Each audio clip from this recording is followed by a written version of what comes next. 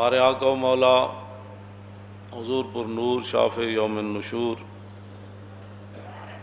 صلی اللہ تعالیٰ علیہ وآلہ وبارک وسلم، حضور بھی خوش ہوتے ہیں حضور کے دشمنوں سے دشمنی کی جائے،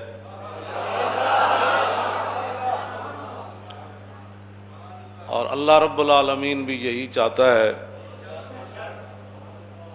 کہ رسول اللہ کے دشمنوں کے ساتھ دشمنی ہی نہ کی جائے بلکہ ان کی مرمت بھی کی جائے۔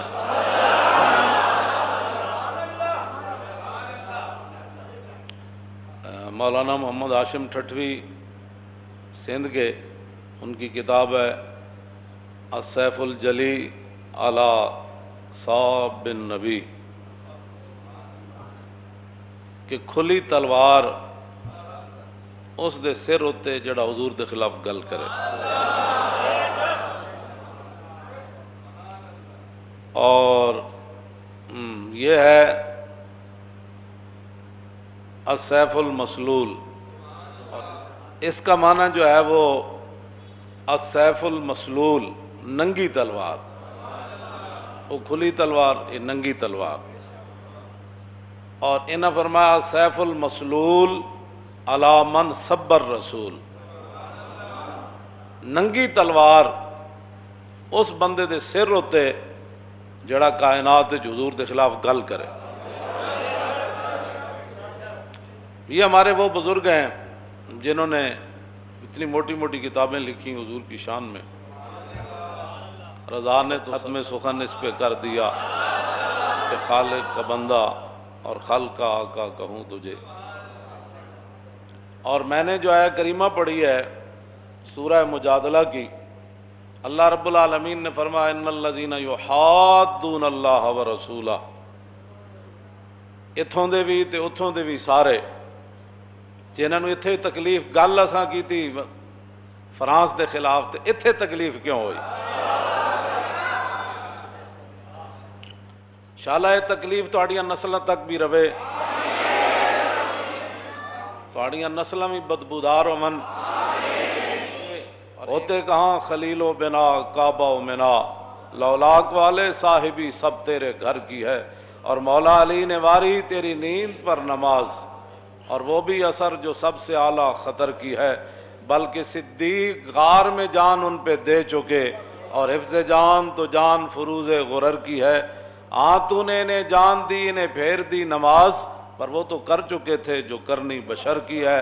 ثابت ہوا کہ جملہ فرائض فروع ہیں، اصل الاصول بندگی استاجور کی ہے۔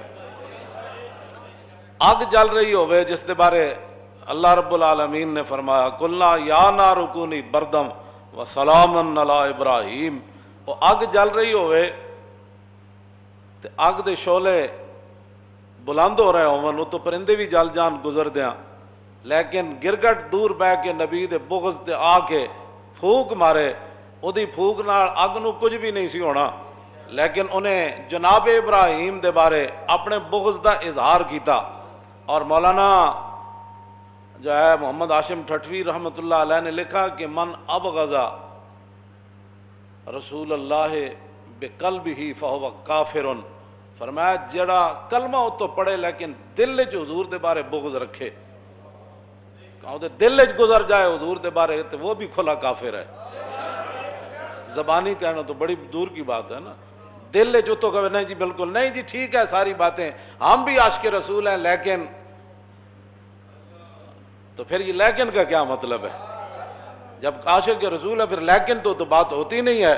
رسول اللہ نے خود فرمایا کہ جدو میری عزت دی گل آنی، اے عمیر بن عدی جدو مار کے آئے اسماء بنت مروان یہودیہ عورت نو، اور 3 جرم کر دی سی، ایک تو یہ کہ رسول اللہ دے خلاف گلاں کر دی سی، دوسرا وتعیب الاسلام، اسلام دے عیب کٹ دی سی، تیسرا وتحرض علی النبی، کہ لوگاں نو بھی کہندی سی حضور دے خلاف گل کرو۔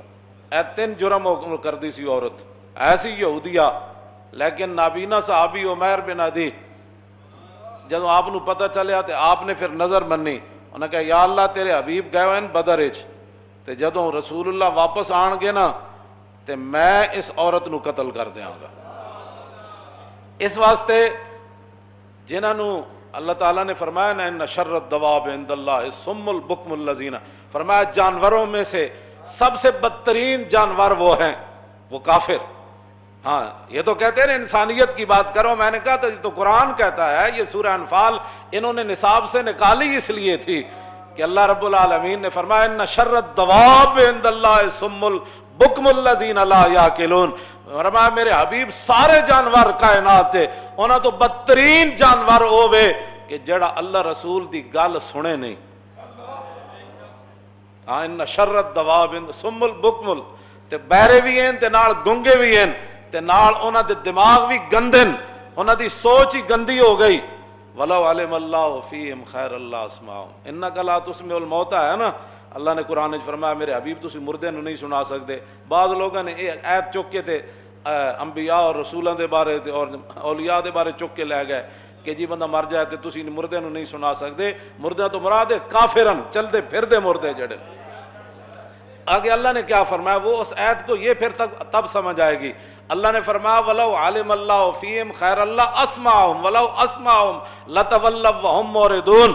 اے گل ہے جڑی میں ہمیشہ کرنا کہ ساڑھے واسے چے گل نہیں ہے کہ کسی دے اندر پا دے یہ گل ناموس رسالت دی یا انہوں سمجھ آ جائے۔ فرمایا میرے حبیب جانوراں جو سب تو بڑے جانور کافرن، فرمایا اگر اللہ ان میں کوئی بہتری دیکھتا نا اپنی شان کے مطابق تو پھر اللہ آپ کی بات ان کو سنوا دیتا۔ وَلَوْ عَلِمَ اللَّهُ فِيهِمْ خَيْرَ اللَّهُ أَسْمَعَهُمْ، اگر اللہ ان میں کوئی بہتری جانتا تو پھر اللہ آپ کی بات ان کو سنوا دیتا۔ جو ساڑھی گل کسی نو کیویں سمجھ آ سکتی جی، جڑا ہووے رسول اللہ نال دشمنی رکھن والا تے ہووے یہود و نصارا دا ایجنٹ، انہاں دا بتے خور ہووے، انہوں ساڑھی گل ہے کی سمجھ آنی کہ مولانا کون سی ناموس رسالت پر بات کر رہے ہیں، انہیں یہ بات سمجھ نہیں آ سکتی۔ اللہ نے فرمایا وَلَوْ عَلِمَ اللَّهُ فِيهِمْ خَيْرَ اللَّهُ أَسْمَعَهُمْ وَلَوْ أَسْمَعَهُمْ لَتَوَلَّوْا وَهُمْ مُعْرِضُونَ۔ میرے حبیب ان میں کوئی خیر تو ہے نہیں، اگر کوئی خیر ہوتی تو اللہ ان کو آپ کی بات سنوا دیتا، ان کے کانوں تک چلی جاتی، ان کے دماغ تک وہ بات چلی جاتی۔ وَلَوْ أَسْمَعَهُمْ لَتَوَلَّوْا وَهُمْ مُعْرِضُونَ۔ اللہ نے فرمایا جی آپ دی گل انہوں سنا بھی دیندا تاں وی انہاں نہیں سی مننا، بس گل ختم ہو گئی۔ نہیں تینوں سمجھ آتی تو پھر ساڑھے گاٹے کیوں لگدا؟ جے نہیں سمجھ آندی تو پھر تانوں وہ تے سمجھ آ گئی، یہود و نصارہ دیاں گلاں تانوں سمجھ آ جاندیاں، گستاخان رسول دیاں آ جاندیاں، گستاخان صحابہ دیاں آ جاندیاں، اور ختم نبوت دے منکرین دیاں گلاں تانوں سمجھ آندیاں، انہاں نال تسی کھڑ کے فوٹو بھی چھکاندے ہو اتھے تو تانوں سب کچھ سمجھ آ جاندہ۔ تے اللہ فرمایا میرے حبیب جی تے سن بھی لیندے تاں میں نہیں سی مننا۔ منوانا ساڑا کام کوئی نہیں، منوانا ساڑا کام کوئی نہیں، سمجھ آ جائے تے مغلاں دے کتے نو بھی آ جائے، جے نہ آ جائے تے کلمہ پڑھ کے بھی نہ آوے اور اس ملک بھی نہ آوے جڑا ملک بڑے ہی حضور دے نہ ہوتے ہو۔